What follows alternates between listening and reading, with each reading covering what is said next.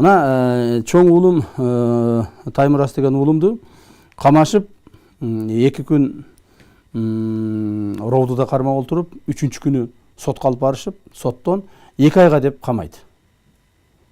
2 айга деп камайт. Бирок ал туура эмес камалгандыгын, жөн эле алып барып ошол 2 ай жатып турсунчу, анан сүйлөшөбүз деп камап койгондугун мен 1 сутканын ичинде доказать этип отуруп, 1 суткадан кийин эртеси эле күнү, бүгүн камаса эртеси эле күнү кайра ошол эле сот чыгарган чечимин кайра жокко чыгарып, аны боштондукка чыгарып атат. Мына адилетсиздик.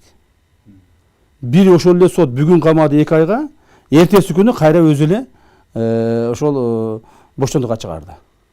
Себеби муну жөн эле отуруп турсунчу деп барып камаган. Ушул жерде мен ачык айтышым керек. Ошол маалда мамлекетибизде баш прокурору болуп Индира Жолдубаева олтурду эле. Индира Жолдубаевага мен кайрылганымда ал киши мыйзамдын ачык бузулгандыгын так көрсөтүп туруп, так көрсөтүп берген. Ошондон кийин эртеси күнү кайрадан кой беришкен. Экинчиден, экинчи уулумду болсо дөңгөлөк уурдады деп камашты. Аны дагы 2 күн камап олтурушту. Дөңгөлөктүн эми аны мен мындай подробность айтып олтурбай эле бир нерсесин айтайын. Уурдалды деген дөңгөлөктүн баасы 800 сом акча болуп чыкты. 800 сомдук дөңгөлөктү уурдады. Ошого аракет кылды деп туруп, баламды апарып камап атпайбы. Бирок ал дагы соттон кийин акталып чыкты. Ал эми 3-чү окуяны мен азыр биринчи жолу айтып берип атам. Бул телекөрүүчүлөргө дагы, коомчулук дагы муну билбейт эле. Муну мен биринчи жолу айтып берип атам. Ошол маалда мен 3-чү уулум Эмирхан 10 жаштагы бала эле, 10 жаштагы бала эле.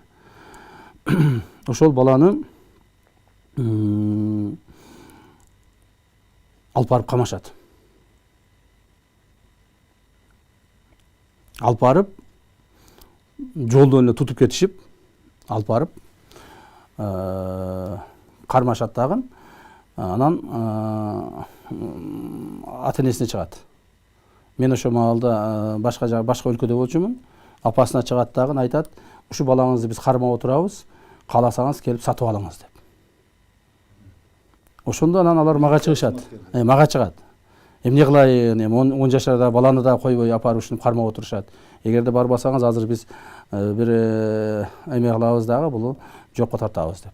Анан мен алыста жүрсөм, 10 жашарда балаң эме психологиялык жактан аны сындырып койбосун деген максатта мен айттым, макул дедим, айткан акчасын берип сатып алгыла. Ошентип барып 2 милициядан ошо баламды сатып алышат. 10 жашар баламды. Ошол балам азыр күндө Эмирхан 14 жашта, 14 жашта Италияда футбол ойноп атат. То есть эгерде ошондо мен ошондой кылбасам, мүмкүн ал балабызды дагы сындырып коймок. Мен ушундай өтө чоң жеке үй бүлөмдөгү куугунтуктан өткөнмүн.